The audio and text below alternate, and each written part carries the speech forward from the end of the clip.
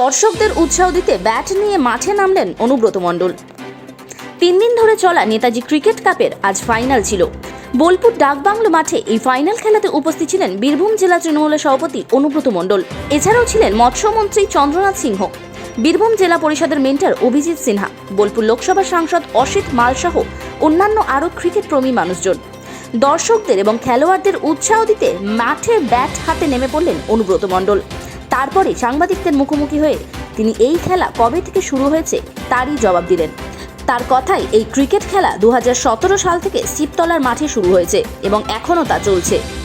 2017 সালে খেলা আরম্ভ করেছিলাম শিবতলার মাঠে। মনে আছে কটা বাজছে?